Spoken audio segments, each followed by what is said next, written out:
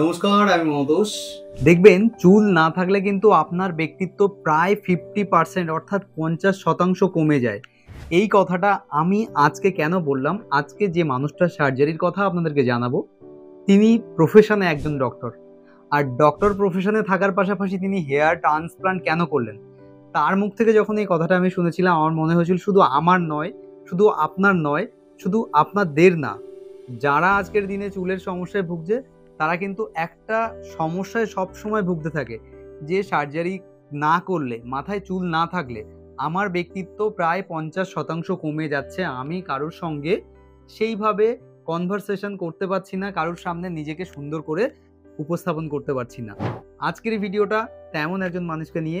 এই চুলের এই ভিডিওটা শুরু করার আগে যে কোনো চুলের সমস্যার জন্য আমার এই ছোট্ট চ্যানেলটিকে সাবস্ক্রাইব করে নিচে দেওয়া রেড কালারের সাবস্ক্রাইব বাটনে ক্লিক করে অল নোটিফিকেশন অন করে রাখবেন, এবং যে কোনো চুলের সমস্যার জন্য ছোট ভাই মনে করে স্ক্রিনে দেওয়া নাম্বারে সরাসরি আমাকে ফোন করে আপনাদের সমস্যা সরাসরি আমাকে ফোন করে জানাতে পারবেন। চলুন আজকে কথা বলবো হেয়ার ট্রান্সপ্লান্টের সার্জারির কথা। হেয়ার ট্রান্সপ্লান্ট করলে কি চুল সত্যি সত্যিই ফিরে পাওয়া যায়? আর যদি সেটা ফিরেও পাওয়া যায় তাহলে সেটা কত দিন পর্যন্ত ধরে রাখা যায়? কোন প্রসেসে সার্জারি করতে হবে? কোন মেথডটা আমার জন্য ভালো? আর এই সার্জারি করার জন্য আমাকে ঠিক কত টাকা খরচ করতে হবে? আর যদি সার্জারিটা করতেই হয়, যদি আমি ওয়েস্ট বেঙ্গল থেকে আছি, বা ধরুন ওয়েস্ট বেঙ্গলের বাইরে আছি, আমি ত্রিপুরাতে আছি, বা কাজের জন্য বাইরে আছি, সেখান থেকে এসে সার্জারি করব। এবার অনেকে তো এমনও আছে যারা বাইরে থাকে কিন্তু সার্জারি করার জন্য শুধুমাত্র কলকাতাতেই চলে আসে, যে হ্যাঁ ঠিক আছে আমি বাইরে করলাম না, কলকাতাতে চলে আসবো। কেন করে? আজকের এই উদাহরণটাই আপনার জন্য। একজন ডাক্তারবাবুর উদাহরণ যখন আপনি দেখবেন, আপনারও মনে হবে যে না, এটাই হয়তো অথেন্টিক একটা সার্জারির রেজাল্ট হতে পারে, তাই আমাকে এরকম একটা জায়গা থেকে সার্জারি করা উচিত। চলুন একদম প্রথমেই আপনাদেরকে জানাই যে বিফোর কন্ডিশন, অর্থাৎ হেয়ার ট্রান্সপ্লান্টের আগে এবং পরে, এই দুটো নিয়ে সর্বদা আমরা কম্পেয়ার করি। এখানে দেখুন একটা ছবি আমি আপনাদেরকে শেয়ার করছি, যেখানে হেয়ার ট্রান্সপ্লান্টের ঠিক আগের মুহূর্ত ঠিক কেমন হয়। আপনার আগের মুহূর্ত ধরুন আপনার মুখে ভর্তি দাড়ি, গায়ে অনেক বেশি লোম, কিন্তু মাথার সামনে দিয়ে চুল ফাঁকা হয়ে গেছে। এবার এই মুখে দাঁড়িয়ে আছে, টাকে চুল নেই, কেমন একটা বাজে ব্যাপার লাগে না? হয়তো চুল আছে কিন্তু সেগুলো সামনে অল্প চুল আছে, যেমনটা স্ক্রিনে এই মুহূর্তে আপনারা ছবিতে দেখতে পাচ্ছেন। দুটো সাইডের হেয়ার লাইন চলে যাবে, সামনের যে জায়গাটা আছে সেটাও হালকা থিন হতে শুরু করবে, এবং এই যে সামনে যে হেয়ার লাইন আছে, অর্থাৎ মিড স্ক্যাল্প থেকে শুরু করে কপাল পর্যন্ত অল্প অল্প হেয়ার বেঁচে থাকবে, বাকি যে হেয়ারগুলো থাকবে সেগুলো ঝরে গেছে, পড়ে গেছে। বয়সের কারণে মেল প্যাটার্ন বল্ডনেস তৈরি হয়েছে, হতে পারে এটা জেনেটিক প্রবলেম ছিল, আপনি প্রথম থেকে খুব ভালো করে এটার উপরে কখনো গুরুত্বই দেননি, তার জন্য এরকম একটা সমস্যা তৈরি হয়েছে।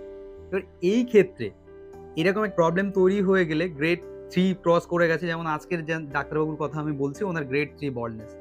এই বল্ডনেসের জন্য উনি সার্জারি করার প্ল্যান করেছেন, যেখানে ওনার সামনে মাত্র 2600 গ্রাফটের ইমপ্ল্যান্ট করা হয়েছে। তার আগে হেয়ার লাইনটা দেখুন, যে এনার হেয়ার লাইনটা মার্কিং করার সময় খুব বেশি অ্যাগ্রেসিভ হেয়ার লাইন নিচের দিকে নামানো হয়নি। আমরা অলওয়েজ একটা কথা ভাবতে থাকি, এই হেয়ার লাইনটা হয়তো একটু বেশি নিচে নামালে আমাকে দেখতে আরো বেশি ভালো লাগবে, হেয়ার লাইনটা অনেক বেশি সুন্দর হবে। তবে আমার পার্সোনালি মনে হচ্ছে একটু ভি শেপ, এবং হেয়ার লাইনটা ঠিক যতটুকু পারফেক্ট দরকার ঠিক ততটুকুই করা উচিত, তার বাইরে খুব বেশি কিছু করার খুব একটা দরকার নেই, যেমনটা ঠিক এইখানে আজকের এই পেশেন্টটার করা হয়েছে। ডাক্তারবাবুর অবশ্যই হেয়ার লাইনটা মার্কিং করার পরে ট্রিমিং করে দেওয়া হয়, এবং ডোনার এরিয়া মার্কিং যে প্রসেসগুলো থাকে, ডোনার এরিয়া মার্কিং করা, সেগুলো করে নেওয়া হয়।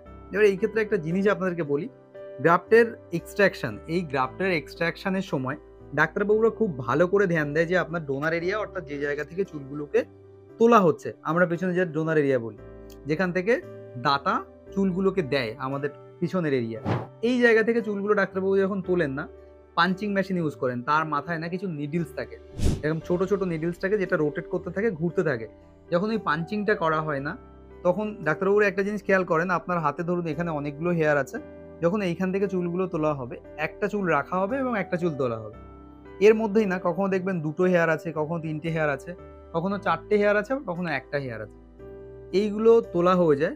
যেমন আজকের যে পেশেন্টের সার্জারির কথা বলছি, এনার বয়স 30 বছর, গ্রেড 3 বল্ডনেস, ক্রাউন প্লাস সামনের ফ্রন্ট দুটো মিলিয়ে এই জায়গাতে টোটাল সার্জারিটা করতে হবে। এবং আমি আপনাকে একটু আগে যেটা বললাম যে ডোনার এরিয়াটা কিভাবে গ্রাফটটা তোলা হয় এবং সেইটা কিভাবে প্লেসমেন্ট করা হয়, প্লেসমেন্টের ব্যাপারে বলে রাখি, সিলেটিং করে নেওয়া হয়, অর্থাৎ ডোনার এরিয়া থেকে গ্রাফটগুলো তুলে যখন শর্টিং করা হয়, সেই সময় টিম যখন শর্টিং করতে থাকে, সেই সময় ডাক্তারবাবু আপনার সামনের এরিয়া থেকে শুরু করে যে জায়গাটা সিলেটস মেকিং করা হবে, সেই জায়গায় সিলেটস ছিদ্র করা হয়। সেটা আপনি যদি নিডলসে করেন তাহলে আপনার কম টাকায় খরচ হবে, এবং যদি আপনি সাফায়ার ব্লেডে করতে চান, মানে সাফায়ার মানে একটা মেটাল যার এই ত্রিভুজ আকৃতি একটা শেপ থাকে 3 কোণা মতো, যেটা দিয়ে আপনি চাইলে ছিদ্রগুলো খুব সুন্দর করে ছোট ছোট ছিদ্র ক্রিয়েট করতে পারেন। সেটা ওই 0.4 এর মতো মিলিমিটারের একটা ছিদ্র হয়।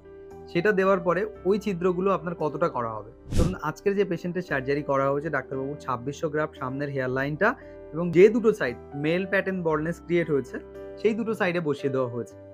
এটা ঠিক আছে। এবার ক্রাউন্ডের যে জায়গাটা আছে সেখানে আরো 200 টোটাল এখানে গ্রাফটের প্লেসমেন্ট করা হয়েছে। 2800 গ্রাফটের প্লেসমেন্ট করা হয়েছে। এই 2800 গ্রাফটের প্লেসমেন্টের পরে টোটাল হাই ডেনসিটি দেওয়া হয়েছে এই কারণে যে অনেকেই বলে যে ডোনার এরিয়া থেকে যে গ্রাফটগুলো তোলা হচ্ছে এবং ট্রান্সপ্লান্ট এরিয়া যেখানে বসানো হচ্ছে সেটা কি ডেনসিটি ম্যাচ করে যায়, মানে আগের মতো সেই যে ডেনসিটিটা ফিরে পাওয়া যায় যেমন আমার এক্সিস্টিং হেয়ারগুলো আছে। দেখুন আমি যদি মাথাটা একটু নিচু করে আপনাদেরকে দেখাই, আমার কিন্তু ডেনসিটিটা ম্যাচ করে গেছে। অনেকেই আমাকে এই প্রশ্নটা অনেকবারই করেছেন আর অনেকবার আপনাদেরকে বলেছি যে আমার হেয়ার লাইন ডেনসিটি কিন্তু ম্যাচ করে গেছে এখনো পর্যন্ত, এটাতে কোনো অসুবিধা আমার হয়নি। ঠিক এইরকম একটা জায়গা থেকে আজকের দিনে দাঁড়িয়ে আমার হেয়ারের কন্ডিশন একটু একটা আগের ভিডিওতে কমেন্ট করেছে অনেকে, দাদা আপনার হেয়ারের কন্ডিশন কেমন হয়ে গেছে, হেয়ার লাইন কেমন হয়ে গেছে, ভালো লাগছে না। সেই জন্যই আজকে এই ভিডিওতে আর কি আপনাদেরকে দেখিয়ে দেওয়া যে হ্যাঁ মোটামুটি ঠিকই আছে, কোনো অসুবিধা নেই। এখনো পর্যন্ত 2.5 বছরের পরেও ঠিকঠাক ফিল করছি, কোনো অসুবিধা আমার হচ্ছে না। চলুন আজকের এই যে রেজাল্টটা দেখাচ্ছি এটা কিন্তু আর 6 মাস নয়, এটা 8 মাস পরে ওনার রেজাল্ট এবং ওনার যথেষ্ট স্কিনটা পরিষ্কার এবং ফর্সা মানুষ উনি। তারপরে ওনার যে রেজাল্টটা পাওয়া গেছে এবং ডোনার এরিয়াটা পাওয়া গেছে সেটা নিয়ে একবার কথা বলে আসি। তবে এই যে ভিডিওটা আজকে আপনাদেরকে দেখালাম কেমন লাগছে অবশ্যই কমেন্ট করে জানাবেন। সবথেকে বড় ব্যাপার যত সুন্দর রেজাল্ট ওনার পাওয়া গেছে তত সুন্দর ডেনসিটিতে ওনাকে দেওয়া গেছে।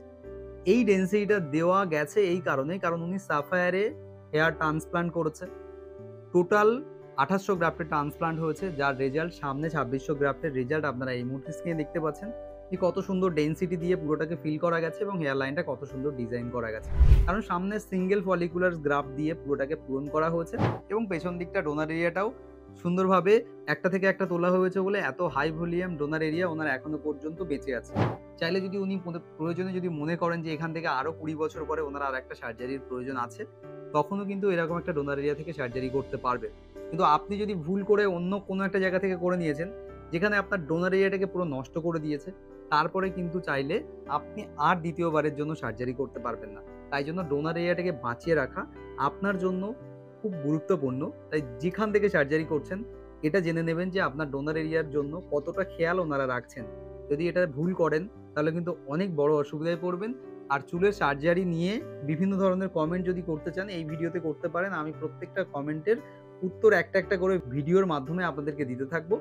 যে কোনো সমস্যার জন্য আমাকে কল করতে পারেন, সমস্যা জানাতে পারেন চুলের সমস্যা। আর এই যে আজকের সার্জারির যে রেজাল্টটা দেখালাম হেয়ার ট্রান্সপ্লান্টের আরও একটা রেজাল্ট গ্রেড 3 কেমন লাগলো ভিডিওটা, ওনার রেজাল্টটা কেমন লেগেছে, ডেনসিটিটা কেমন লেগেছে এবং সবথেকে ব্যাপার হেয়ার লাইনটা কেমন লেগেছে এটা একটাবার কমেন্ট করে জানাবেন। আর হ্যাঁ যদি চ্যানেলে এখনো সাবস্ক্রাইব না করে থাকেন এক্ষুনি সাবস্ক্রাইব করে নিন। আরও একটা নতুন ভিডিওতে দেখা হবে, ততক্ষণের জন্য আপনারা সবাই ভালো থাকুন।